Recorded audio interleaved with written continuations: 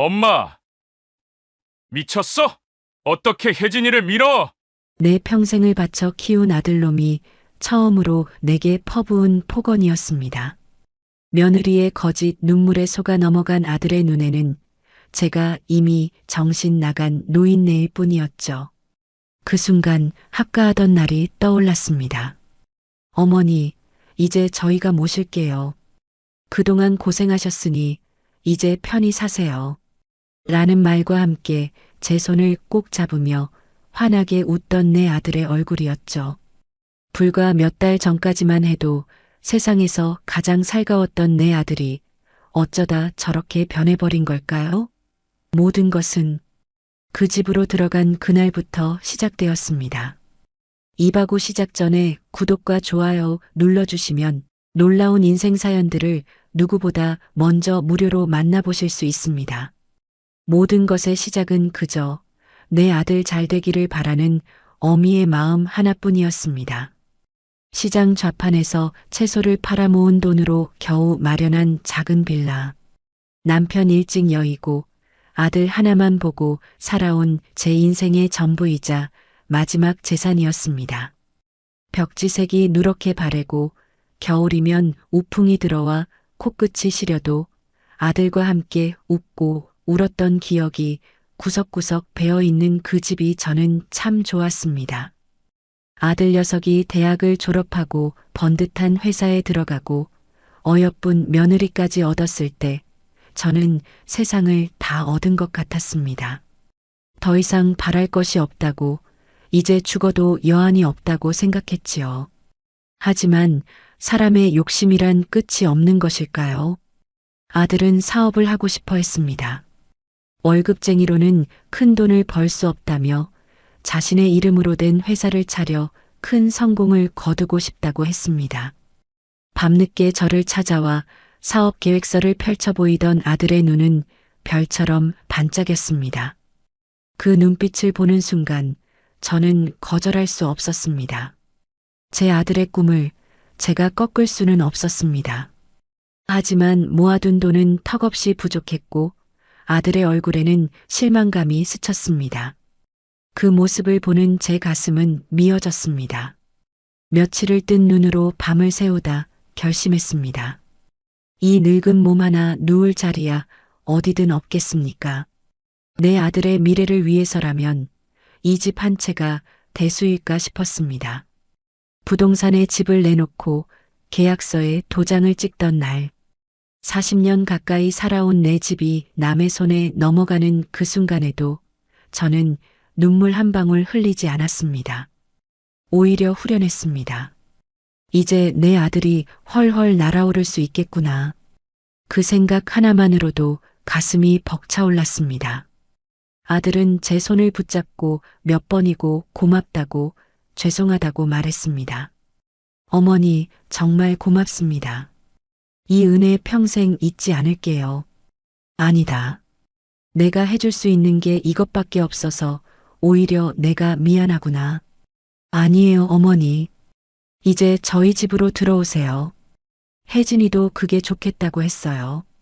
그동안 고생만 하셨는데 이제 저희가 모실게요. 편히 사세요. 며느리 혜진이도 옆에서 제 손을 잡으며 환하게 웃었습니다. 어머님, 걱정 마세요. 저희랑 같이 살면 더 좋죠. 제가 잘 모실게요. 그 말들이 꿀처럼 달콤하게 귓가에 감겨왔습니다. 아들 내외의 아파트는 제가 살던 낡은 빌라와는 비교도 할 수 없을 만큼 넓고 쾌적했습니다. 반짝이는 대리석 바닥과 하얀 벽지, 창밖으로는 멋진 도시의 야경이 펼쳐졌습니다. 제게 주어진 방도 볕이 잘 들고 아늑했습니다. 며느리는 제 짐을 함께 정리해주며 살갑게 굴었습니다. 어머님, 이 옷은 좀 낡았네요. 제가 다음에 더 좋은 옷 사드릴게요. 어머님은 손에 물 한 방울 묻히지 마세요. 이제 제가 다 할게요. 저는 정말 행복했습니다. 내 평생의 고생이 드디어 끝나는구나. 아들 덕에 이런 호강도 누려보는구나. 매일 밤 잠자리에 누워 먼저 간 남편에게 자랑하듯 속삭였습니다. 여보, 보고 있어? 우리 아들, 이렇게 장하게 컸어. 당신도 기쁘지? 하지만 그 행복은 신기루처럼 짧았습니다. 아들의 사업이 조금씩 자리를 잡아가고 며느리의 얼굴에 웃음꽃이 피기 시작할 무렵 모든 것이 조금씩 변하기 시작했습니다. 처음에는 아주 사소한 것들이었습니다. 제가 아침 일찍 일어나 아들이 좋아하는 된장찌개를 끓여놓으면 며느리는 인상을 찌푸렸습니다. 어머님, 아침부터 집안에 냄새 배게 왜 이러세요? 그 사람은 아침에 간단하게 토스트랑 커피 마셔요. 아, 그랬구나. 나는 우리 아들이 옛날부터 이 된장찌개를 좋아해서. 그건 옛날이죠, 어머님. 입맛도 변하는 거예요. 그리고 주방은 제가 알아서 할 테니 신경 쓰지 마세요. 그 목소리에는 차가운 가시가 박혀 있었습니다. 그날 이후 저는 주방에 들어가는 것이 꺼려졌습니다. 제가 거실 소파에 앉아 텔레비전을 보고 있으면 며느리는 보란 듯이 창문을 활짝 열고 환기를 시켰습니다. 어머님, 집에만 계시니 답답하시죠? 노인정이라도 좀 다녀오시지 그러세요. 아니다. 나는 그냥 집에 있는 게 편하다. 그래도 집에 묵은 냄새가 나는 것 같아서요. 묵은 냄새. 그 말은 비수가 되어 제 가슴에 꽂혔습니다. 제가 바로 그 냄새의 원인이라고 말하는 것 같았습니다. 애써 웃으며 방으로 들어왔지만 제 몸에서 정말 냄새가 나는지 몇 번이고 옷의 냄새를 맡아보았습니다. 점점 며느리는 저를 투명 인간 취급하기 시작했습니다. 제가 말을 걸어도 건성으로 대답하거나 아예 못 들은 척하기 일쑤였습니다. 아들이 퇴근하고 돌아오면 언제 그랬냐는 듯 상냥한 며느리로 돌변했습니다. 여보 왔어요? 어머님이랑 저녁 맛있게 먹었어요. 어머니, 오늘 별일 없으셨어요? 그럼 별일 있겠니? 잘 있었지. 저는 아들에게 며느리의 행동에 대해 차마 이야기할 수 없었습니다. 이제 막 시작하는 아들 사업에 찬물을 끼얹고 싶지 않았고 무엇보다 제 착각일 수도 있다는 생각이 들었습니다. 세대가 다른 두 여자가 함께 사는 것이 어디 쉬운 일이겠습니까? 내가 조금 더 참고 이해하면 언젠가는 며느리도 마음을 열어줄 것이라 믿었습니다. 하지만 상황은 나아지지 않고 오히려 악화되었습니다.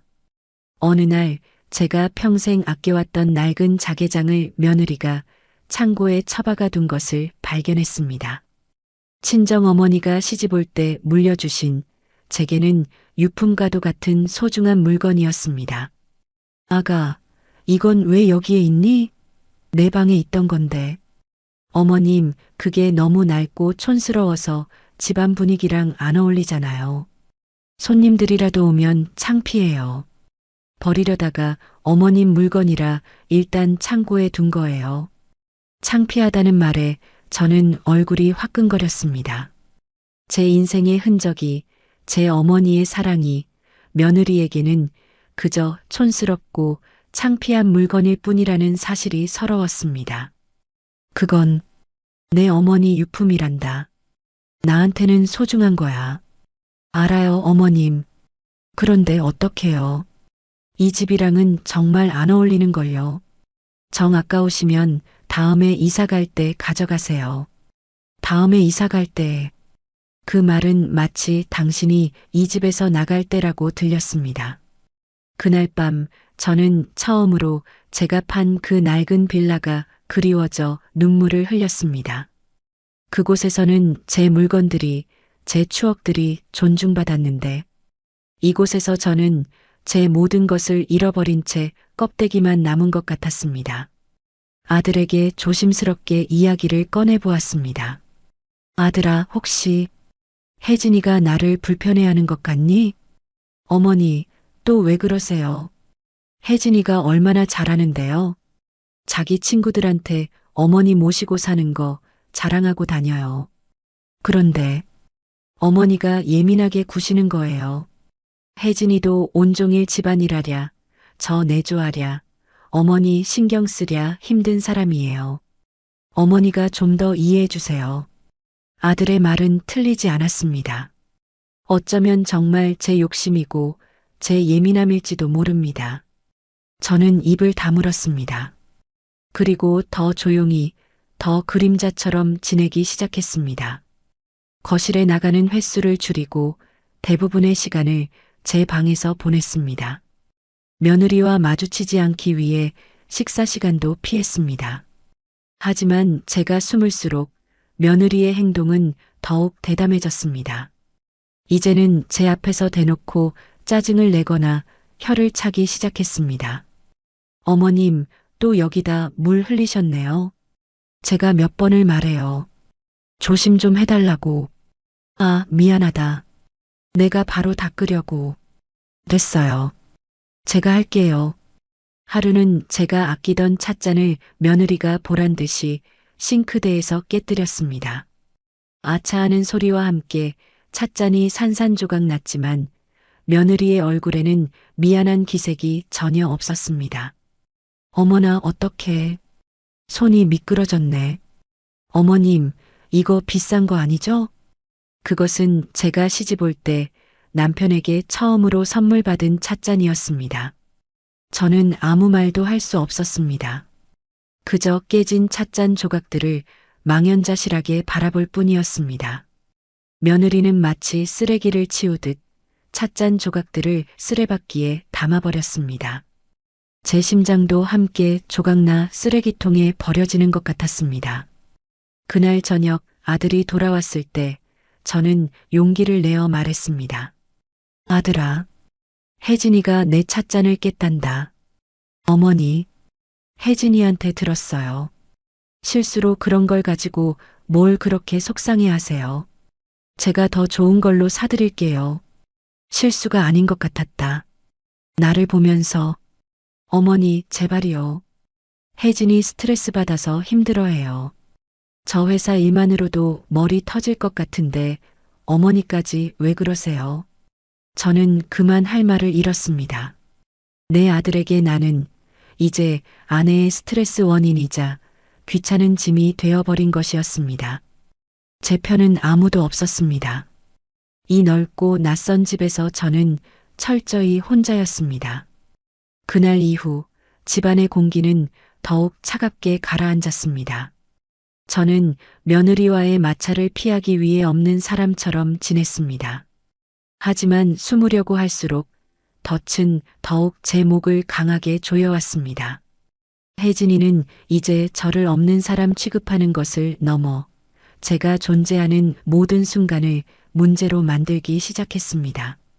제가 무심코 화장실 슬리퍼를 조금 어지럽게 놓기라도 하면 며느리는 온 집안이 떠나가라 소리를 질렀습니다. 어머님, 이것 좀 보세요. 이렇게 두시면 다음 사람이 쓰다가 넘어지라는 말씀이세요?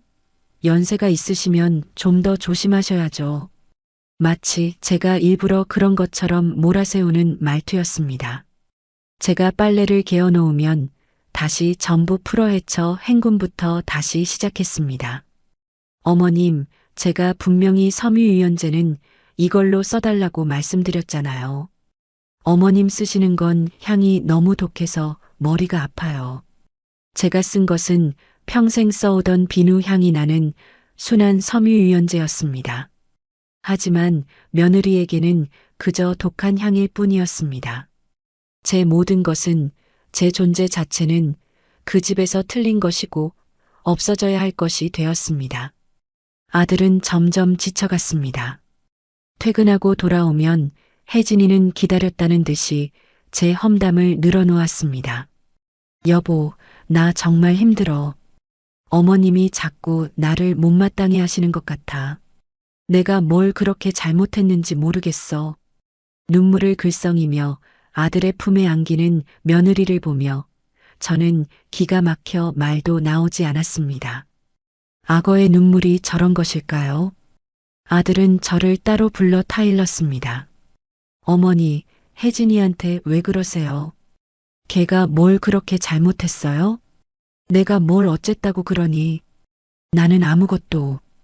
어머니가 방에서 잘 나오지도 않으시고 혜진이가 말을 걸어도 대답도 잘 안 하신다면서요. 혜진이가 얼마나 상처받는 줄 아세요? 그것은 며느리가 저를 피하게 만들었기 때문인데 모든 것이 제 탓으로 돌아와 있었습니다. 저는 억울함에 가슴을 쳤지만 아들은 제 말을 믿어주지 않았습니다. 아들의 눈에는 이미 제가 힘들게 하는 시어머니가 되어 있었습니다. 그리고 운명의 그날이 오고야 말았습니다. 그날따라 혜진이는 유난히 제 주위를 맴돌며 친한 척을 했습니다. 어머님, 기운 없어 보이시는데 제가 맛있는 과일이라도 깎아드릴까요? 불안한 낌새를 느꼈지만 저는 애써 아니다. 괜찮다라고 말하며 자리를 피하려 했습니다. 제가 소파에서 일어나 방으로 들어가려던 순간 제 뒤를 따르던 혜진이가 갑자기 악 하는 비명과 함께 바닥에 쓰러졌습니다. 저는 너무 놀라 뒤를 돌아보았습니다. 혜진이는 발목을 붙잡고 바닥에 주저앉아 눈물을 뚝뚝 흘리고 있었습니다. 어머님, 어떻게 저를 미실 수가 있어요? 제가 뭘 그렇게 잘못했어요? 아가, 내가 언제 널 밀었다고 그러니? 너 혼자 넘어진 거잖니? 기가 막혀 소리쳤지만 혜진이는 제 말을 들으려 하지 않았습니다. 때마침 퇴근하고 현관문을 열던 아들이 그 광경을 목격하고 말았습니다. 여보, 당신 괜찮아? 이게 무슨 일이야?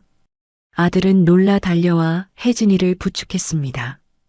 혜진이는 아들의 품에 안겨 서럽게 울며 저를 손가락으로 가리켰습니다. 여보, 어머님이 나를 밀었어요. 내가 그냥 과일 깎아드린다고 했을 뿐인데 내가 그렇게 미우셨나 봐. 아들의 얼굴이 싸늘하게 굳어지며 저를 향했습니다. 제 심장이 쿵 하고 바닥으로 떨어지는 것 같았습니다. 정말 어머니가 미신 거예요? 아니다. 나는 쟤를 민 적이 없어. 저 아이가 혼자 넘어진 거야. 내 말 좀 믿어다오. 저는 필사적으로 외쳤습니다. 하지만 제 목소리는 공허하게 흩어졌습니다. 여보, 어머니가 저러시는 거 한두 번이 아니에요. 저 말 믿으면 안 돼요. 며느리의 말에 아들의 눈은 이미 흔들리고 있었습니다. 며느리의 눈물과 제 메마른 외침 사이에서 아들은 아내의 손을 들어주었습니다. 그리고 제게 평생 잊을 수 없는 그 말을 내뱉었습니다. 엄마, 미쳤어? 어떻게 혜진이를 밀어? 세상이 무너지는 것 같았습니다. 내 평생을 바쳐 키운 아들놈이 어떻게 내게, 어떻게 미쳤냐는 말을 할 수가 있단 말입니까? 저는 그 자리에 얼어붙은 채 아무 말도 할 수 없었습니다. 눈물조차 나오지 않았습니다. 그날 이후 아들은 저와 눈도 마주치지 않았습니다. 혜진이는 보란 듯이 발목에 깁스를 하고 집안을 절뚝거리며 돌아다녔습니다. 그러면서 아들에게는 끊임없이 저에 대한 불안감을 심어주었습니다. 여보, 나 사실 너무 무서워. 어머님이 요즘 나를 쳐다보는 눈빛이 이상해. 가끔 내가 누군지 못 알아보는 것 같기도 하고, 자꾸 혼잣말도 하시고. 혼잣말이라니? 응. 방에 계실 때 가만히 들어보면 돌아가신 아버님이랑 대화하는 것 같기도 하고, 자꾸 뭘 잊어버리시는 건 일상이고, 모두 거짓말이었습니다. 제가 남편 사진을 보며 속으로 그리워했던 것을 며느리는 마치 제가 귀신과 대화하는 것처럼 꾸며냈습니다. 나이가 들며 깜빡깜빡하는 사소한 일들은 심각한 기억력 문제로 부풀려졌습니다. 아들의 표정은 날이 갈수록 어두워졌습니다. 그리고 어느 날 밤 아들은 혜진이와 함께 제 방으로 들어왔습니다. 혜진이의 부축을 받은 아들의 손에는 약봉지가 들려 있었습니다. 어머니, 이야기 좀 해요. 무슨 할 말이 있니? 어머니, 요즘 자꾸 깜빡깜빡하시고 힘들어 하시는 것 같아서요. 혜진이가 걱정을 많이 해요. 병원에 한번 가보시는 게 어떨까요? 병원이라는 말에 제 심장이 철렁했습니다. 혜진이가 그린 큰 그림의 마지막 조각이 맞춰지는 순간이었습니다. 내가 왜 병원에 가? 나는 아무렇지도 않다. 어머니, 고집 부리지 마세요. 다 어머니를 위해서 그러는 거예요. 검사 한번 받아보는 게 뭐가 어때서요? 싫다. 나는 안 가. 멀쩡한 사람을 왜 정신병자 취급하는 게냐? 저는 자리를 박차고 일어났습니다. 그러자 제 팔을 붙잡던 혜진이가 다시 한번 비명을 지르며 뒤로 넘어졌습니다. 이번에는 더 과장된 몸짓이었습니다. 아, 여보, 어머님이 또, 나 무서워, 정말. 아들은 이성을 잃고 제게 소리쳤습니다. 어머니, 제발 그만 좀 하세요. 혜진이 말이 다 맞잖아요. 어머니, 지금 제정신 아니에요. 치매라고요, 치매. 치매. 그 끔찍한 단어가 아들의 입에서 나오는 순간 제 세상의 모든 소리가 멎었습니다. 나는 내 아들에게 미친년이자 치매 환자가 되어 있었습니다. 아들은 더 이상 제 말을 들으려 하지 않았습니다. 그의 눈에는 저에 대한 걱정이 아니라 귀찮고 무서운 짐을 바라보는 듯한 경멸만이 가득했습니다. 저는 완전히 혼자가 되었습니다. 이 집에서 내 아들 앞에서 나는 더 이상 어머니가 아니었습니다. 그저 빨리 치워버려야 할 늙고 병든 장애물일 뿐이었습니다. 그날 밤 저는 뜬 눈으로 밤을 새우며 생각했습니다. 이것이 끝일까? 내 인생은 이렇게 내 아들 손에 의해 나락으로 떨어지며 끝나는 것일까? 창밖의 어둠이 마치 저를 삼켜버릴 듯 깊고 차갑게 느껴졌습니다. 다음 날 아침 아무 일도 없었다는 듯 혜진이는 아들의 넥타이를 매주며 다정하게 속삭였습니다. 여보, 너무 걱정 마. 다 잘 될 거야. 어머님도 더 나빠지시기 전에 전문가의 도움을 받는 게 맞는 거야. 알아. 아는데 마음이 안 좋네. 당신 마음 약해지면 안 돼. 이건 우리 가족 모두를 위한 일이야. 응?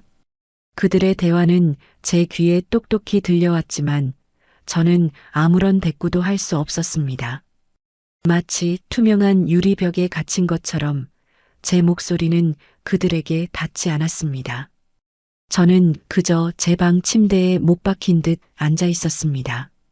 밤새 한숨도 자지 못해 퀭한 눈으로 아들이 출근하는 모습을 멍하니 바라보았습니다. 아들은 끝내 제 방 쪽으로는 눈길 한 번 주지 않았습니다. 아들이 집을 나서자 혜진이는 언제 그랬냐는 듯 표정을 싹 바꾸고 제 방으로 들어왔습니다. 어머님, 짐 챙기셔야죠. 짐이라니. 무슨 짐 말이냐? 요양원에 가져가실 짐이요. 오늘 오후에 바로 가시기로 했어요. 남편이 다 예약해뒀더라고요. 마치 백화점에서 물건이라도 사온 듯 아무렇지 않게 말하는 며느리의 모습에 온몸의 피가 거꾸로 솟는 것 같았습니다. 내 인연, 내가 어미와 자식 사이를 이렇게 갈라놓아. 너는 천벌을 받을 것이다. 어머머 어머님, 또 흥분하시네. 이러시면 정말 치매 증상 심한 것처럼 보이잖아요. 아드님을 위해서라도 얌전히 계세요. 혜진이는 제 말을 비웃으며 제 서랍을 열고 낡은 속옷 몇 가지와 겉옷 한 벌을 꺼내 가방에 쑤셔 넣기 시작했습니다. 제 인생이, 제 존엄이 그렇게 구겨져 가방 속으로 처박히고 있었습니다. 저는 필사적으로 저항했습니다. 이 손 놓아라. 내 몸에 손대지 마. 내가 왜 그런 곳에 가야 한단 말이냐. 어머님, 이러시면 저만 힘들어요. 좋게 말할 때 들으세요. 아드님이 회사에서 일하다가 이 소식 들으면 얼마나 마음 아파하겠어요? 아들을 방패 삼아 저를 협박하는 며느리의 모습에 저는 치가 떨렸습니다. 하지만 늙고 쇠약해진 제 힘으로는 젊은 며느리를 당해낼 수 없었습니다. 혜진이는 제 팔을 강하게 붙잡았고 그 소나기 힘에 저는 속절없이 끌려나갔습니다. 오후가 되자 아들이 돌아왔습니다. 그리고 그의 뒤에는 낯선 남자 2명이 함께 서 있었습니다. 요양원에서 나온 직원들이었습니다. 아들은 차마 제 눈을 마주치지 못하고 고개를 숙인 채 말했습니다. 어머니, 잠시만 거기 가서 쉬세요. 저희가 자주 찾아뵐게요. 아들아, 내 아들아, 제발 엄마 말 좀 믿어줘. 엄마는 아프지 않아. 전현이 거짓말하는 거야. 저는 아들의 바짓가랑이라도 붙잡고 싶었지만 낯선 남자들이 제 양팔을 붙잡았습니다.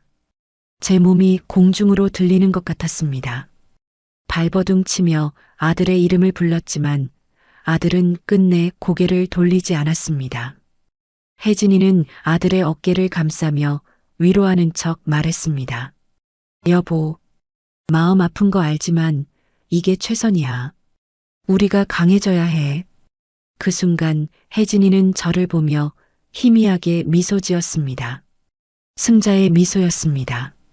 저는 그렇게 평생을 바쳐 마련해주고 들어간 그 집에서 짐짝처럼 끌려 나왔습니다. 그 순간 저는 보았습니다. 끝까지 외면하던 아들의 눈에서 눈물 한 방울이 떨어지는 것을. 하지만 그 눈물은 저를 위한 연민이 아니었습니다. 자신의 행동을 정당화하기 위한 자기 자신을 향한 동정의 눈물일 뿐이었습니다. 그 사실이 저를 더욱 비참하게 만들었습니다. 요양원으로 향하는 차 안에서 저는 창밖만 하염없이 바라보았습니다. 빠르게 스쳐 지나가는 풍경들이 마치 제 인생의 조각들처럼 흩어지는 것 같았습니다. 옆자리에 앉은 아들은 단 한마디도 하지 않았습니다. 그 침묵이 수천 마디의 비수보다 더 아프게 제 가슴을 찔렀습니다. 제가 먼저 입을 열었습니다. 정말 엄마가 치매인 것 같니? 아들은 한참 만에야 입을 열었습니다. 의사 선생님이 초기 증상일 수 있다고 했어요. 미리 치료받으면 더 나빠지지 않을 거라고. 그건 역시 혜진이가 꾸며낸 이야기일 것이 분명했습니다. 저는 더 이상 묻지 않았습니다. 내 아들은 이미 내 아들이 아니었습니다. 며느리의 꼭두각시가 되어 제 어미를 내다버리는 페르나가 되어 있을 뿐이었습니다. 요양원은 생각보다 깨끗하고 현대적인 건물이었습니다. 하지만 소독약 냄새와 노인들에게서 나는 특유의 냄새가 뒤섞여 코를 찔렀습니다. 하얀 가운을 입은 직원들은 기계적으로 친절했지만 그들의 눈에는 어떤 감정도 담겨 있지 않았습니다. 제게 배정된 2인실 병실은 좁고 답답했습니다. 창문은 있었지만 밖으로는 회색 담벼락만 보일 뿐이었습니다. 저와 함께 방을 쓰게 된 할머니는 눈에 초점을 잃은 채 허공만 바라보고 있었습니다. 아들은 제 짐 가방을 침대 옆에 내려놓으며 말했습니다. 어머니, 그럼 저 가보겠습니다. 필요한 거 있으면 여기 직원분들한테 말씀하세요. 나중에 또 올게요. 저는 아무 대답도 하지 않았습니다. 제 모든 희망과 기대를 접은 채 그저 멍하니 앉아 있었습니다. 아들은 잠시 머뭇거리다 결국 뒤돌아 병실을 나갔습니다.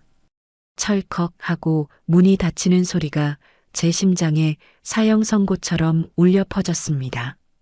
나는 버려진 것이었습니다. 내가 평생을 바쳐 사랑한 아들에게 이 차가운 감옥에 버려진 것이었습니다.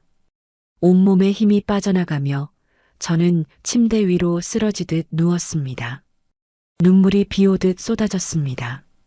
서러움, 분노, 배신감, 절망. 그 모든 감정이 한꺼번에 몰아쳐 숨을 쉴 수조차 없었습니다. 내가 뭘 그렇게 잘못했을까? 내 아들을 위해 헌신한 것이 죄란 말인가? 내 모든 것을 내어준 대가가 고작 이것이란 말인가. 밤이 되자 옆 침대의 할머니가 알아들을 수 없는 소리로 중얼거리기 시작했습니다. 아들, 우리 아들, 언제 와? 엄마 보러 언제 올 거야? 그 모습이 마치 몇 달 뒤에 제 모습을 보는 것만 같아 소름이 끼쳤습니다. 저 할머니도 아들에게 버림받고 이곳에 온 것이겠지요. 며칠이 지났습니다. 저는 식사를 거부하고 방 밖으로 한 발짝도 나가지 않았습니다. 삶의 모든 의욕을 잃어버렸습니다. 아들은 오지 않았습니다. 전화 한 통 없었습니다. 혜진이의 말이 떠올랐습니다. 자주 찾아뵐게요. 그 모든 것이 거짓말이었습니다. 그들은 처음부터 저를 이곳에 가두고 잊어버릴 작정이었습니다. 죽고 싶다는 생각만이 머릿속을 가득 채웠습니다. 이렇게 비참하게 사느니 차라리 먼저 간 남편 곁으로 가는 것이 낫겠다는 생각이 들었습니다. 창밖의 회색 담벼락을 보며 저는 몇 번이고 뛰어내리는 상상을 했습니다. 제 인생은 이렇게 끝나는 것일까? 며느리의 계략에 빠져 아들에게 버림받고 이 차가운 요양원 구석에서 이름 없이 죽어가는 것이 내 운명이란 말인가? 칠흑 같은 절망이 제 모든 것을 삼켜버리고 있었습니다. 더 이상 아무런 희망도 내일도 보이지 않았습니다. 요양원에서의 시간은 모든 감각을 마비시켰습니다. 분노도 슬픔도 모두 잿더미가 되어 그저 하루하루 숨만 붙어 지낼 뿐이었습니다. 그러던 어느 날, 한 달에 한 번 있는 면회 날에 아들과 혜진이가 찾아왔습니다. 값비싼 과일 바구니와 영양제들을 테이블 위에 늘어놓으며 그들은 다른 사람들이 보기에 더없이 효심 깊은 자식의 연극을 펼쳤습니다. 어머니, 잘 지내시죠? 필요한 건 없으시고요? 가식적인 안부를 물으며 제 손을 잡는 혜진이의 손을 저는 예전처럼 뿌리치지 않았습니다. 대신 온화한 미소를 지으며 오래전부터 마음속으로 수천 번 연습했던 말을 꺼냈습니다. 아들아, 부탁이 하나 있다. 내가 합가할 때 가져갔던 내 아버지 유품이 담긴 작은 나무 상자가 있지 않니? 그냥 가끔 생각이 나서 그런다. 가져다 줄 수 없을까? 제 부탁에 아들은 잠시 망설이는 기색이었습니다.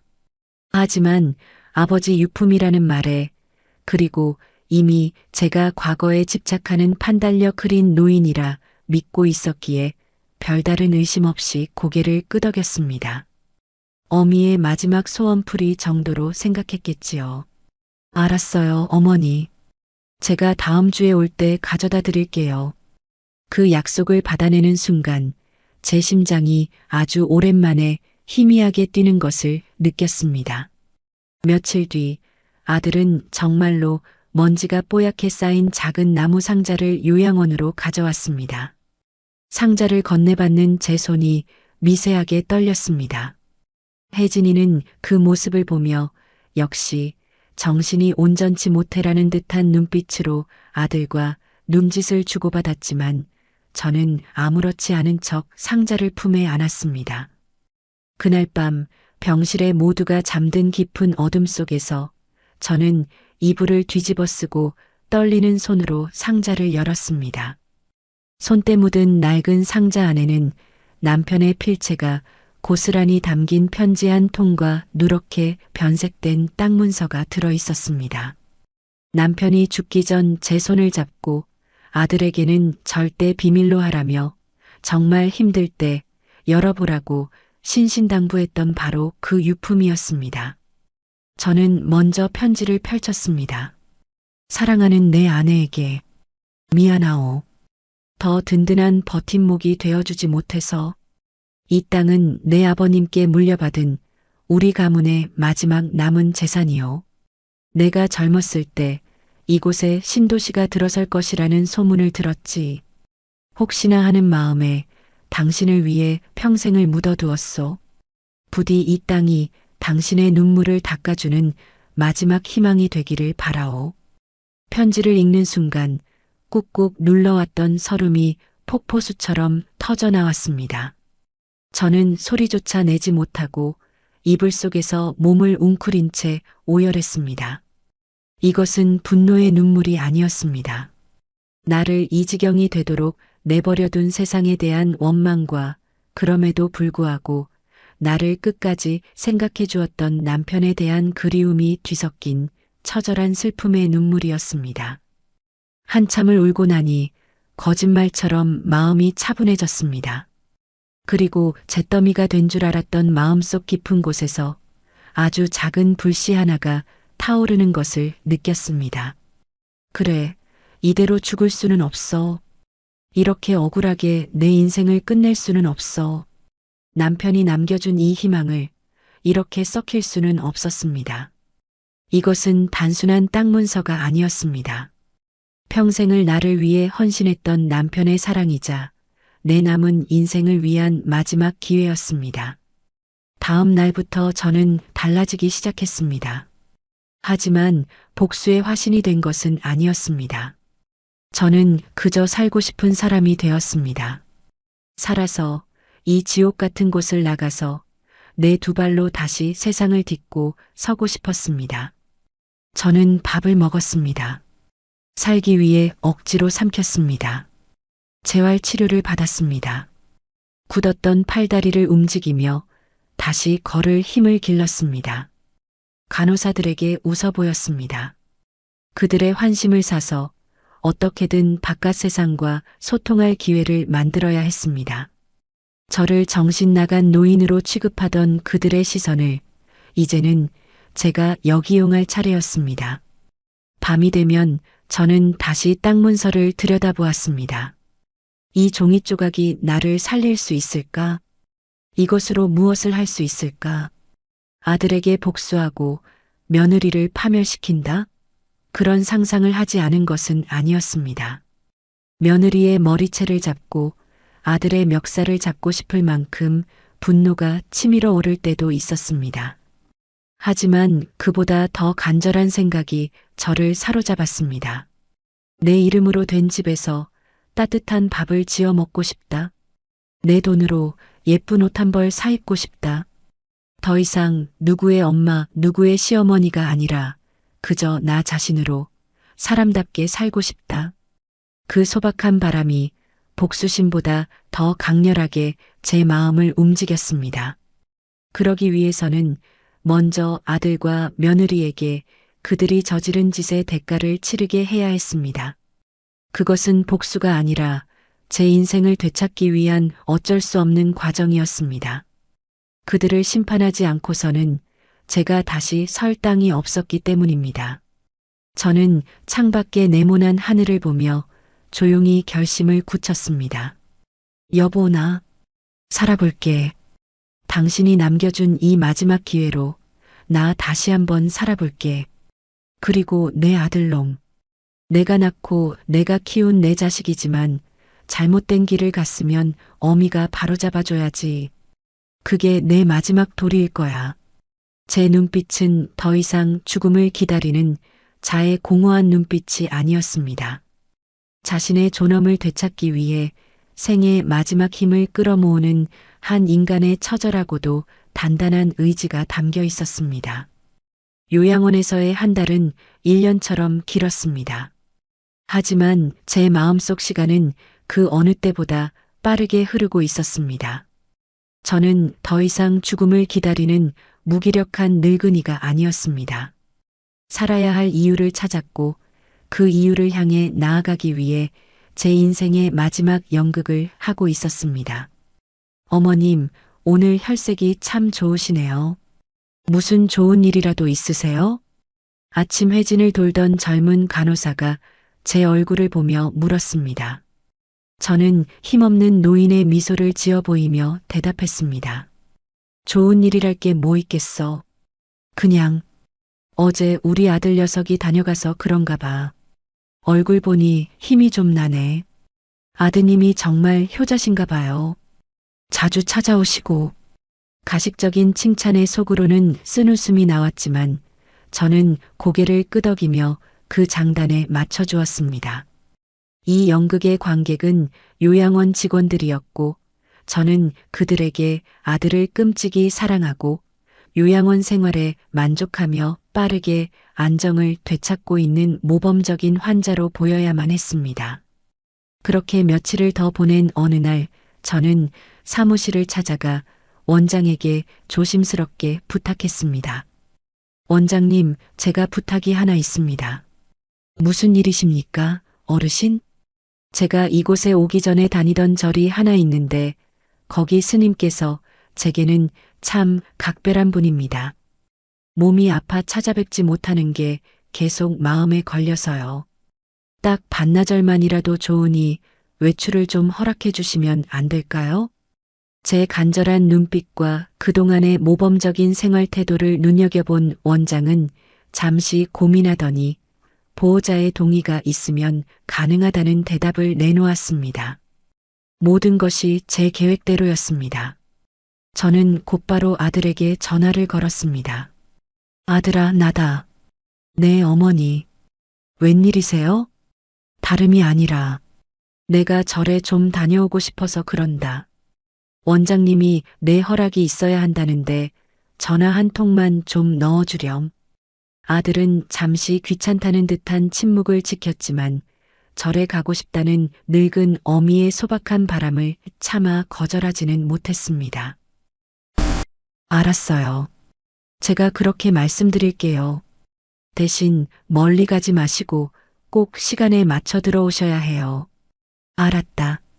걱정하지 마라. 드디어 지옥의 문이 반나절 동안 열리는 날이었습니다. 저는 외출 허가를 받자마자 요양원을 나섰습니다. 몇 달 만에 맞는 바깥 공기는 눈물이 날 만큼 상쾌했습니다. 하지만 감상에 젖어 있을 시간이 없었습니다.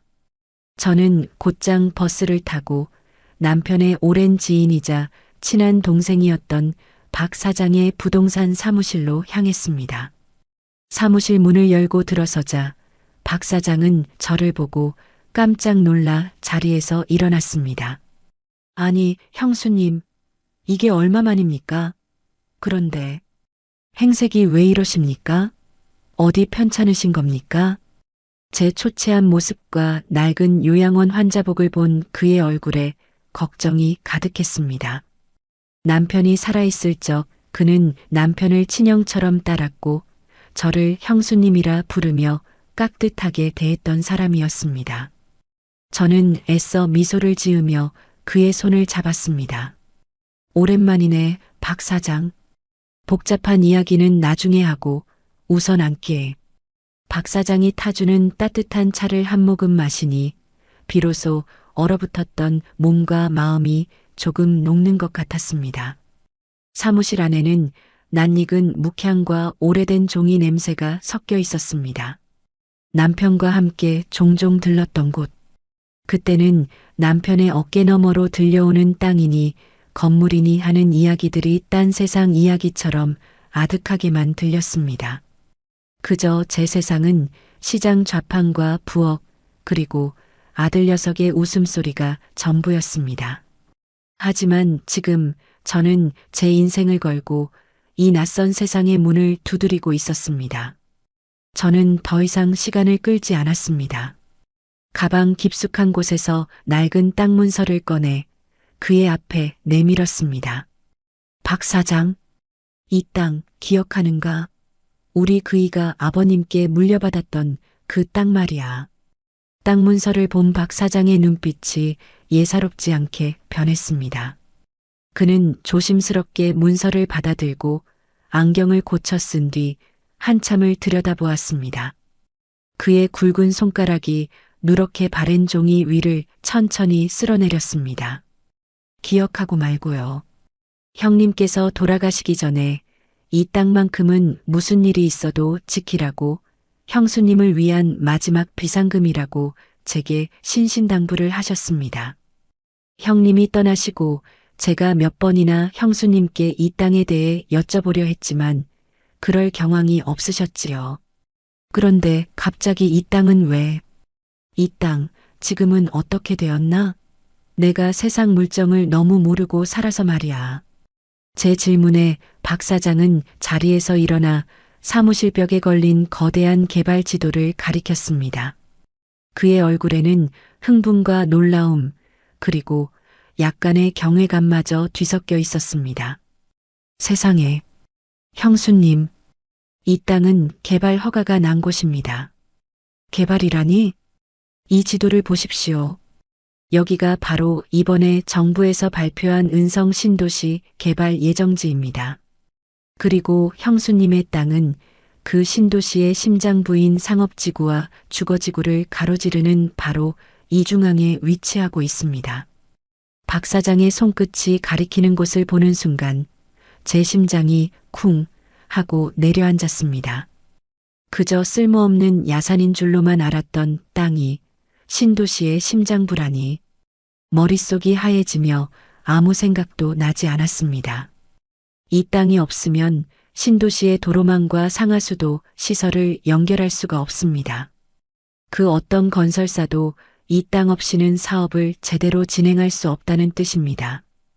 지금 건설사들 사이에서는 이 땅의 주인을 찾으려고 혈안이 되어 있습니다. 부르는 게 값이라는 말이 괜히 나온 게 아닙니다. 형수님, 여보, 당신은 모두 알고 있었군요. 제가 언젠가 이런 날을 맞이할 것이라는 걸. 제가 길바닥에 나앉아 서럽게 울고 있을 때 하늘에서 이 모든 것을 지켜보며 얼마나 가슴을 치셨을까요? 제 눈가에 다시금 뜨거운 눈물이 고였습니다. 박 사장은 그런 저를 보며 안타까운 목소리로 말을 이었습니다. 형수님, 그래서 이 땅의 가치는 최소 수십억을 호가합니다. 어느 건설사에 파느냐에 따라 그 가치는 100억 원을 넘을 수도 있습니다. 100억? 제 귀를 의심했습니다. 평생 시장 좌판에서 몇 푼짜리 채소를 팔며 살아온 제게 100억이라는 돈은 상상조차 할 수 없는 금액이었습니다. 온몸에 힘이 빠져 의자에 주저앉았습니다.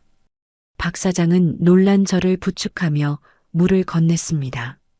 괜찮으십니까, 형수님? 괜찮네.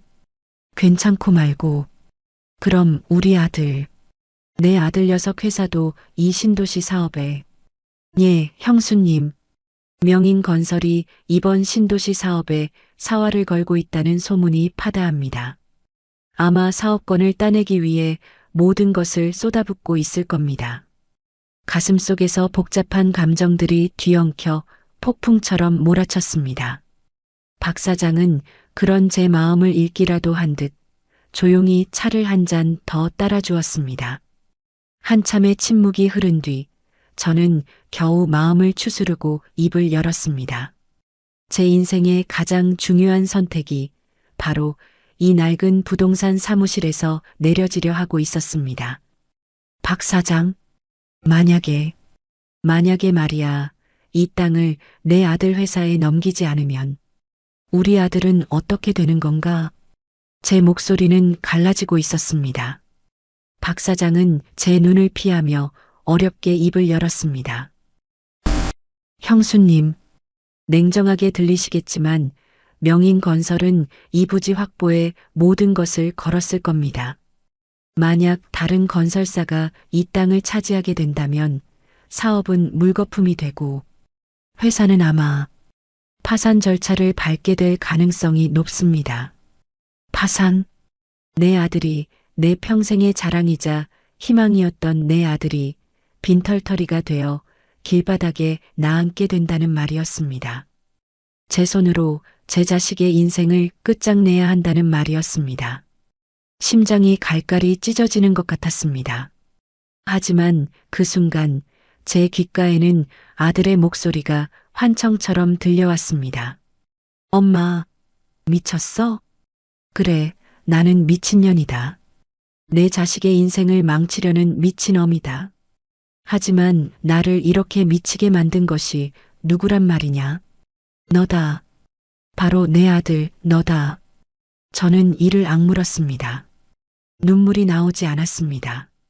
대신 차가운 결심이 제 온몸을 지배하기 시작했습니다. 이 땅을 어떻게 할 것인가. 사무실의 공기는 무겁게 가라앉았고 오직 찻잔에서 피어오르는 김만이 희미하게 흔들리고 있었습니다. 이것은 단순한 부동산 거래가 아니었습니다. 이것은 제 인생의 주도권을 되찾기 위한 피눈물 나는 전쟁의 서막이었습니다. 박 사장의 사무실에서 돌아온 그날 이후 요양원의 시간은 이전과 다르게 흐르기 시작했습니다. 겉으로는 똑같이 밥을 먹고 잠을 자고 무표정하게 복도를 오갔지만 제 안에서는 거대한 폭풍이 휘몰아치고 있었습니다. 100억? 평생 만져보리라고는 상상도 못했던 돈. 그 돈이 남편이 제게 남겨준 마지막 희망이자 아들의 목을 겨눌 수 있는 비수가 되어 제 손에 들려 있었습니다. 밤마다 저는 잠 못 이루고 천장만 바라보았습니다. 제 머릿속에서는 두 개의 목소리가 쉼없이 싸웠습니다. 하나의 목소리는 속삭였습니다. 그래도 내 아들이다. 내가 낳고 내 평생을 바쳐 키운 내 아들이다. 이 땅을 아들에게 주면 모든 것이 제자리로 돌아갈 수 있다. 너는 다시 따뜻한 집에서 아들의 공경을 받는 어머니로 살아갈 수 있다. 하지만 다른 하나의 목소리는 차갑게 외쳤습니다. 제자리, 너를 정신병자로 몰아 이 지옥에 쳐넣은 것이 제자리란 말이냐? 너는 이미 그들에게 어머니가 아니라 치워버려야 할 짐짝일 뿐이다. 그 동아줄을 잡는 순간 너는 평생 그들의 노예로 살게 될 것이다. 며칠 뒤 박 사장에게서 연락이 왔습니다. 요양원 공중전화로 걸려온 그의 목소리는 낮고 조심스러웠습니다. 형수님, 접니다. 말씀하신 대로 몇 군데 건설사와 접촉해 보았습니다. 그래, 어떤가? 역시나 대성건설에서 가장 적극적으로 나오고 있습니다. 형수님의 땅을 확보하기 위해서라면 그들이 제시할 수 있는 모든 것을 걸겠다고 합니다. 시세보다 훨씬 높은 금액은 물론 형수님께서 원하시는 모든 조건을 맞춰주겠다고 합니다. 대성건설, 아들 회사인 명인건설의 가장 큰 경쟁사. 그 이름을 듣는 순간 제 심장이 다시 차갑게 식는 것을 느꼈습니다. 이것은 단순한 땅 거래가 아니었습니다. 아들의 심장에 칼을 꽂는 행위였습니다. 박 사장, 혹시 다른 방법은 없겠나? 굳이 경쟁사에 팔지 않고 그냥 제3자에게 조용히 파는 방법 말이야. 제 목소리는 저도 모르게 떨려 나왔습니다. 마지막까지 저는 아들에 대한 미련의 끈을 놓지 못하고 있었던 겁니다. 전화기 너머로 박 사장의 깊은 한숨 소리가 들려왔습니다. 형수님, 이 땅의 가치를 아는 순간 조용한 거래란 있을 수 없습니다. 이 땅은 이미 신도시 개발의 가장 큰 변수가 되었습니다. 누구에게 팔든 그 결과는 명인건설의 치명타가 될 수밖에 없습니다. 대성건설이 아니더라도 다른 건설사가 이 땅을 차지하는 순간 명인건설의 입지는 크게 흔들릴 겁니다. 박 사장의 말은 비수처럼 날아와 제 가슴에 박혔습니다. 그렇습니다. 제가 어떤 선택을 하든 아들은 타격을 입게 될 운명이었습니다. 어차피 피할 수 없는 일이라면 이왕 칼을 뽑았다면 무라도 베어야 하는 것이 아닐까요? 저를 이 지경으로 만든 그들에게 가장 고통스러운 방식으로 되갚아주는 것. 그것이 하늘의 뜻일지도 모른다는 끔찍한 생각이 들었습니다. 알겠네. 그럼 그렇게 하게. 형수님, 정말 대성건설과 계약을 진행하시겠습니까? 그래. 더 이상 망설이지 않겠어. 그들이 제시하는 최고 조건으로 가장 빠른 시일 내에 계약을 성사시켜주게. 그리고 매각 대금은 내 이름으로 박 사장 자네와 나 둘만 아는 비밀 계좌로 입금될 수 있도록 해주게. 그 말을 끝으로 저는 전화를 끊었습니다. 수화기를 내려놓는 손이 사시나무처럼 떨렸습니다. 저는 돌이킬 수 없는 강을 건너고 말았습니다. 제 손으로 제 아들의 등에 칼을 꽂았습니다. 눈물이 핑 돌았지만 저는 입술을 깨물며 참아냈습니다. 이제 와서 울 자격도 없었습니다. 그날 이후 계약은 일사천리로 진행되었습니다. 박 사장은 대성건설과 비밀리에 만나 모든 조건을 조율했습니다. 저는 요양원의 작은 방 안에서 전화 한 통으로 제 인생과 아들의 인생을 뒤바꾸는 거대한 거래를 지휘하고 있었습니다. 마치 전쟁을 앞둔 장수처럼 제 머릿속은 온통 어떻게 하면 이 싸움에서 완벽하게 승리할 수 있을까 하는 생각뿐이었습니다. 그리고 마침내 계약서에 도장을 찍는 날이 왔습니다.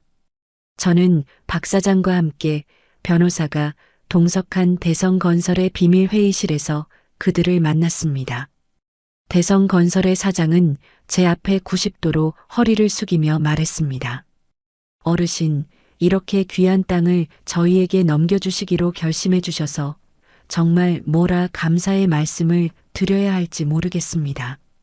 저희 대성건설 어르신의 은혜를 평생 잊지 않겠습니다. 저는 아무 말 없이 박 사장이 내민 계약서를 읽어내려갔습니다. 그 안에는 제 눈을 의심하게 만드는 액수가 적혀 있었습니다. 그리고 그 아래 모든 매각 대금은 지정된 계좌로 즉시 이체하며 본 계약의 모든 내용은 신도시 사업자 입찰 마감일까지 대외비로 한다는 조항이 명시되어 있었습니다. 저는 펜을 들어 제 이름 석자를 또박또박 적었습니다. 김순자. 평생 누군가의 아내, 누군가의 어머니로만 불렸던 제 이름이었습니다. 제 이름을 쓰는 순간 수십 년의 세월이 주마등처럼 스쳐 지나갔습니다. 아들을 낳고 기뻐했던 순간, 남편을 떠나보내며 슬퍼했던 순간, 그리고 아들에게 버림받고 이 지옥에 들어왔던 순간까지 도장을 찍는 마지막 순간 저는 잠시 망설였습니다. 이것을 찍으면 정말로 모든 것이 끝난다. 내 아들은 하지만 이내 저는 눈을 감고 힘껏 도장을 눌렀습니다. 쿵 하고 종이 위로 찍히는 도장 소리가 마치 제 아들의 무너지는 소리처럼 들렸습니다. 대성건설과의 계약서에 도장을 찍고 요양원으로 돌아온 이후 제 시간은 마치 멈춰버린 듯 했습니다. 세상은 곧 뒤집어질 텐데 이 회색 건물 안의 시간은 지루할 만큼 평온하게 흘러갔습니다. 정해진 시간에 밥이 나오고 정해진 시간에 약을 먹고 정해진 시간에 잠자리에 드는 일상의 반복. 하지만 제 속은 시커멓게 타들어가고 있었습니다. 그것은 폭풍 전의 고요였습니다. 저는 매일 아침 신문을 샅샅이 훑었습니다. 경제면, 사회면을 가리지 않고 은성 신도시와 관련된 기사를 찾았습니다. 아직 아무런 소식도 없었습니다. 박 사장의 말에 따르면 대성건설은 신도시 사업자 입찰 마감일 직전에 계약 사실을 터뜨려 명인건설의 재기불능에 타격을 줄 계획이라고 했습니다. 그날이 오기만을 저는 숨죽여 기다리고 있었습니다. 기다림의 시간은 피를 말렸습니다. 어떤 날은 제가 한없이 잔인한 괴물처럼 느껴졌습니다. 제 손으로 아들의 인생을 나락으로 밀어넣는 어미라니. 남편이 하늘에서 이 모습을 본다면 저를 원망하지 않을까? 남편이 제게 남겨준 희망의 불씨를 제가 복수의 화염으로 바꿔버린 것은 아닐까? 그런 생각이 들 때면 심장이 서늘하게 식어내리는 것 같았습니다. 밤마다 잠을 설쳤고 악몽에 시달렸습니다. 꿈속에서 어린 아들이 저를 향해 달려오며 엄마 하고 외쳤습니다. 제가 아들을 안으려고 팔을 벌리는 순간 아들의 얼굴은 경멸과 원망으로 가득 찬 현재의 얼굴로 변하며 제게 소리쳤습니다. 당신은 내 엄마가 아니야. 하지만 또 어떤 날은 제 안의 분노가 모든 죄책감을 집어삼켰습니다. 저를 치매 환자로 몰아 이 차가운 곳에 가둬버린 아들과 며느리의 얼굴이 떠오르면 이가 갈렸습니다. 혜진이의 가식적인 미소, 저를 벌레 보듯 하던 눈빛, 그리고 아들의 마지막 그 차가운 목소리까지. 그 기억들은 제 결심을 더욱 단단하게 만들었습니다. 그래, 나는 내 아들을 심판하는 것이 아니다. 괴물이 되어버린 내 아들을 어미로서 바로잡는 것뿐이다. 그들이 내게 준 고통에 비하면 이건 아무것도 아니다. 저는 스스로를 그렇게 세뇌하며 흔들리는 마음을 다잡았습니다. 요양원 생활은 여전히 연극의 연속이었습니다. 저는 누구보다 온화하고 모든 것을 체념한 듯한 노인을 연기했습니다. 순자 어르신, 요즘 표정이 참 평온해 보이세요. 그럼 다 내려놓으니 이렇게 편한 것을, 진작 이렇게 살 것을 그랬어. 제 대답에 간호사들은 고개를 끄덕이며 제가 드디어 현실을 받아들였다고 생각하는 듯 했습니다. 그들의 동정 어린 시선이 역겨웠지만 저는 미소를 잃지 않았습니다. 그러던 어느 날 박 사장에게서 다시 전화가 왔습니다. 형수님 접니다. 말씀하신 대로 형수님께서 지내실 만한 작은 아파트를 하나 마련해 두었습니다. 남양에 볕도 잘 들고 근처에 작은 공원도 있어 산책하시기에도 좋을 겁니다. 그래, 고맙네, 박 사장. 모든 것이 자네 덕분이야. 천만에요, 형수님.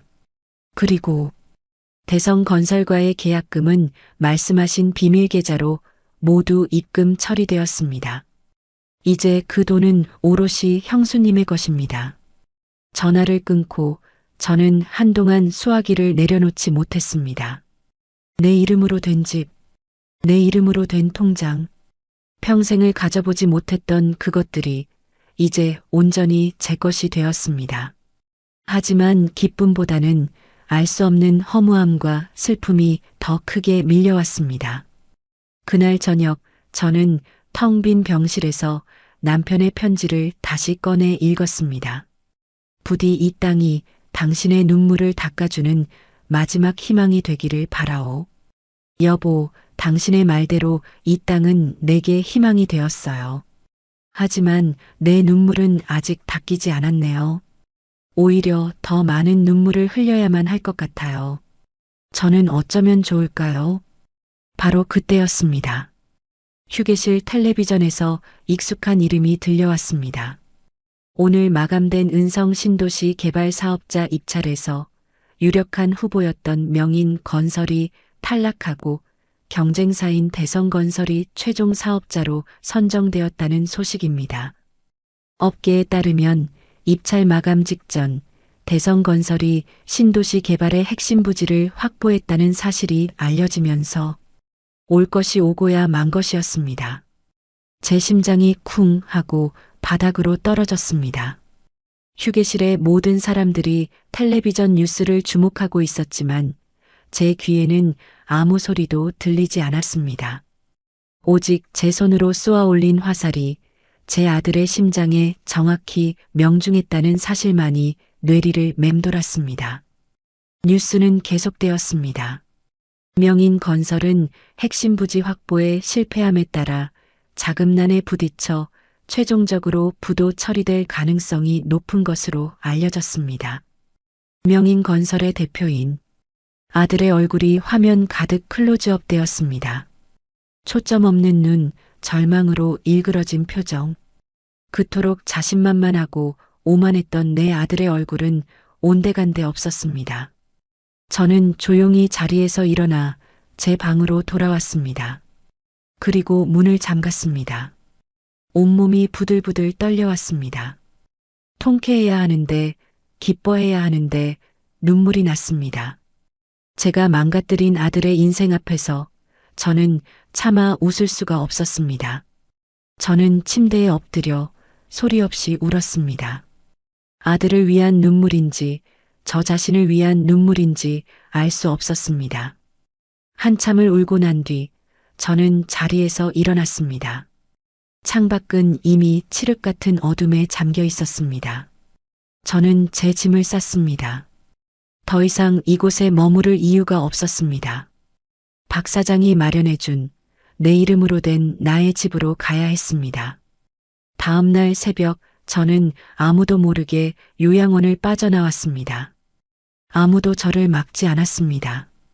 저는 더 이상 아들의 보호가 필요한 치매 환자가 아니었기 때문입니다. 박 사장은 미리 연락한 대로 요양원 정문 앞에서 저를 기다리고 있었습니다. 형수님, 박 사장은 아무 말 없이 제게 외투를 걸쳐 주었습니다. 차에 올라타는 동안 우리는 아무 말도 하지 않았습니다. 차창 밖으로 제가 몇 달 동안 갇혀 지냈던 회색 건물이 점점 멀어졌습니다. 저곳은 제 과거의 무덤이었습니다. 그리고 저는 이제 미래를 향해 나아가야 했습니다. 비록 그 길이 죄책감과 고통으로 얼룩져 있을지라도 새로운 집에서의 첫날 아침 창문으로 쏟아져 들어오는 햇살은 제가 요양원 창살 너머로 보던 그것과는 전혀 다른 따뜻하고 눈부신 빛이었습니다. 텅 빈 집안에는 정적만이 감돌았지만 그 고요함은 저를 외롭게 하지 않았습니다. 오히려 제게 온전한 자유와 평화를 느끼게 했습니다. 저는 천천히 몸을 일으켜 집안을 둘러보았습니다. 박 사장이 마련해준 작은 아파트는 제가 살던 낡은 빌라보다도 작았지만 그 어느 곳보다 아늑하고 소중하게 느껴졌습니다. 모든 것이 제 것이었고 제 허락 없이는 누구도 이 공간에 들어올 수 없었습니다. 저는 거실 한가운데 서서 깊게 숨을 들이마셨습니다. 자유의 공기였습니다. 지난 몇 달간의 일들이 꿈처럼 아득하게 느껴졌습니다. 며느리의 냉대와 구박, 아들의 배신, 요양원에서의 지옥 같던 시간들, 그리고 제 손으로 아들의 인생을 무너뜨린 마지막 결단까지 그 모든 것이 마치 먼 전생의 일처럼 느껴졌습니다. 후회는 없었습니다. 슬픔도 없었습니다. 그저 모든 것이 끝나고 새로운 장이 시작되었다는 담담한 현실만이 존재할 뿐이었습니다. 저는 가장 먼저 저 자신을 위한 일을 시작했습니다. 평생 남이 해주는 밥, 남의 눈치를 보며 먹는 밥만 먹어왔던 저는 제 손으로 직접 밥을 짓고 제가 먹고 싶은 반찬을 만들었습니다. 시장에 가서 가장 신선한 재료를 고르고 서툰 솜씨로나마 정성껏 요리를 했습니다. 갓 지은 밥에서 피어오르는 김을 보며 저는 처음으로 살아있다는 것을 실감했습니다. 오후에는 동네 공원을 산책했습니다. 요양원의 좁은 정원이 아니라 끝없이 펼쳐진 산책로를 따라 천천히 걸었습니다. 제 곁을 스쳐 지나가는 사람들의 웃음소리, 아이들의 제잘거림, 그 모든 평범한 일상이 제게는 기적처럼 느껴졌습니다. 저는 벤치에 앉아 한참 동안 그 풍경을 바라보았습니다. 그리고 생각했습니다. 내가 되찾고 싶었던 것이 바로 이런 것이었구나. 돈이나 명예가 아니라 이 평범하고 소박한 일상이구나. 박 사장은 매일같이 제게 전화를 걸어 안부를 물었습니다. 형수님, 식사는 잘하셨습니까?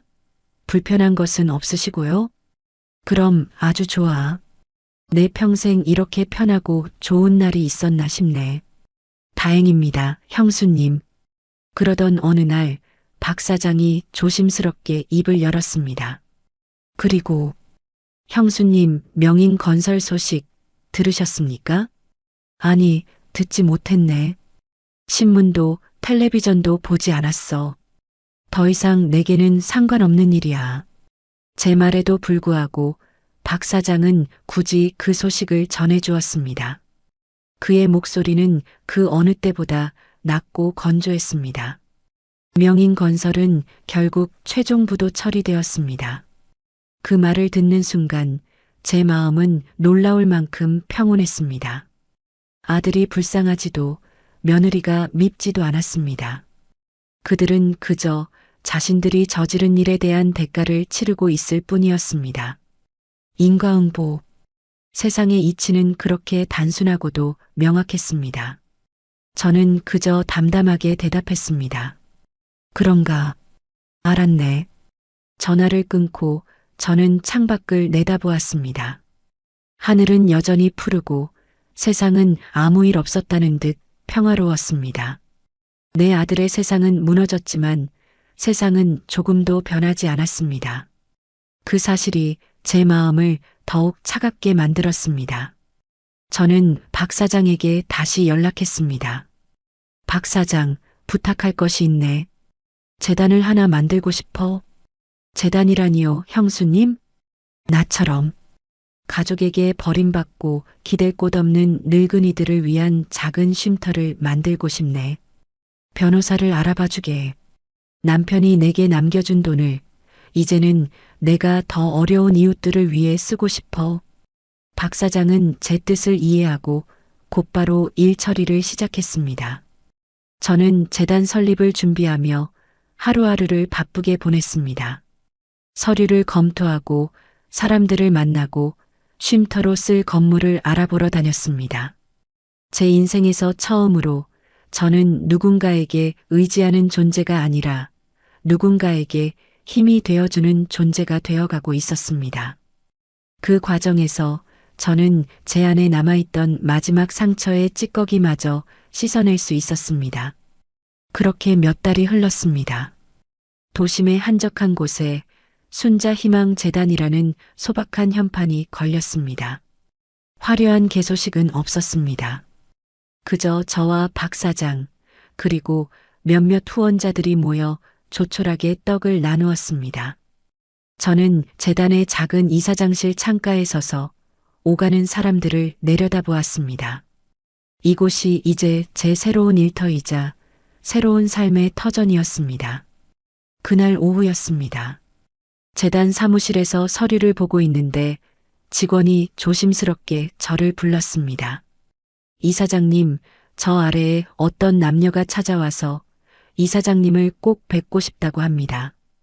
누구라고 하던가? 그게 성함은 밝히지 않고 그냥 아들이라고만. 저는 들고 있던 펜을 조용히 내려놓았습니다. 올 것이 왔구나. 저는 조금의 망설임도 없이 차갑게 말했습니다. 나는 아들이 없네. 돌려보내게. 하지만 직원은 난처한 표정으로 우물쭈물했습니다. 저 이사장님, 그러려고 했는데 완강하게 버티고 있습니다. 저는 잠시 눈을 감았습니다. 그리고 자리에서 일어났습니다. 마지막은 제 손으로 직접 매듭을 지어야 했습니다. 저는 재단 1층 로비로 내려갔습니다. 로비 구석, 소파에 앉아 있는 두 사람이 보였습니다. 모든 것을 잃고 잿더미가 된 몰골의 아들과 며느리였습니다. 제가 나타나자 두 사람은 저를 발견하고는 기어오다시피 다가왔습니다. 며느리 혜진이가 먼저 제 발치에 엎드려 무릎을 꿇었습니다. 한때는 명품으로 휘감았던 몸은 남루한 옷차림으로 변해 있었고 도끼 서려 있던 얼굴은 눈물과 절망으로 얼룩져 있었습니다. 그녀가 울부짖기 시작했습니다. 어머님, 잘못했어요. 저희가 다 잘못했어요. 제발, 제발 용서해 주세요. 아들도 이내 혜진이 옆에 따라 무릎을 꿇었습니다. 그의 얼굴은 제가 뉴스에서 보았던 것보다 훨씬 더 처참했습니다. 한때는 세상을 다 가진 듯 오만했던 눈빛은 이제 초점을 잃고 텅 비어 있었습니다. 엄마, 내가 죽을 죄를 지었어. 엄마 미안해. 제발, 제발 용서해줘. 용서? 이제 와서 용서를 빈다고? 저를 치매 환자로 몰아 지옥에 쳐넣고 제 모든 것을 빼앗으려 했던 자들이 이제 와서 무릎을 꿇고 용서를 빈다고? 헛웃음이 나왔습니다. 저는 그들을 차갑게 내려다보며 제 인생에서 가장 단호한 목소리로 말했습니다. 너희는 누구냐? 제 말에 아들과 며느리는 당황한 표정으로 저를 올려다보았습니다. 엄마, 나야 아들이잖아. 엄마, 내 아들은 마누라 치마폭에 휘둘려 어미를 믿지 못하고 요양원에 쳐넣는 그런 페르나가 아니다. 제 목소리에는 어떤 감정도 실려 있지 않았습니다. 나는 너희 같은 자식들을 둔 적이 없다. 그러니 돌아가라. 그리고 다시는 내 앞에 나타나지 마라. 그 말을 끝으로 저는 뒤를 돌아섰습니다. 밖에서 아들과 며느리가 울부짖으며 제 이름을 부르는 소리가 들려왔지만 저는 더 이상 귀 기울이지 않았습니다.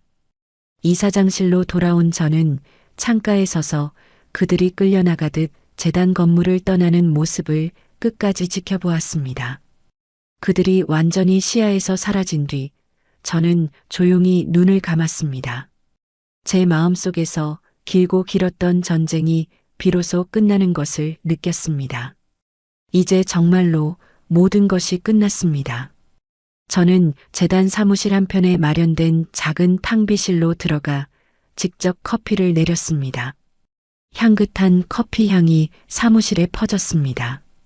저는 창가에 서서 따뜻한 커피를 한 모금 마셨습니다. 씁쓸하면서도 깊은 향이 입안에 맴돌았습니다. 제 인생의 막과도 같았습니다. 저는 더 이상 과거에 얽매이지 않았습니다. 아들과 며느리가 어떻게 되었는지 궁금하지도 않았습니다. 그들은 그들의 업보를 안고 살아갈 것이고 저는 저의 새로운 인생을 살아갈 뿐입니다. 저는 아침마다 공원을 산책하고 오후에는 재단에 나가 사람들을 돕고 저녁에는 새로 사귄 친구들과 함께 웃고 이야기하며 하루를 보냅니다. 밤이 되면 창가에 앉아 밤하늘의 별을 봅니다. 그러면 하늘에서 남편이 저를 보며 흐뭇하게 미소 짓고 있는 것만 같습니다. 여보, 나 잘하고 있지? 나 이제 더 이상 울지 않아. 당신이 남겨준 희망으로 이렇게 내 인생을 살고 있어. 고마워, 정말 고마워. 제 인생의 겨울은 끝났습니다. 길고 혹독했던 겨울이 지나고 마침내 따뜻한 봄이 찾아왔습니다. 저는 이제 제 이름 석자로 온전히 저 자신으로 이 눈부신 봄을 살아갈 것입니다. 오늘의 이바구는 여기까지입니다. 만약 여러분이 주인공의 상황이었다면 어떤 선택을 하셨을까요? 가족이라는 이름으로 모든 것을 용서하셨을까요? 아니면 주인공처럼 자신만의 길을 떠나셨을까요? 정답은 없을 겁니다. 그저 우리 모두는 각자의 삶에서 최선의 선택을 하며 살아갈 뿐이겠지요. 이 이야기가 지금 어디선가 홀로 아파하고 있을 누군가에게 작은 위로와 용기가 되었으면 좋겠습니다. 당신의 인생은 결코 끝나지 않았습니다.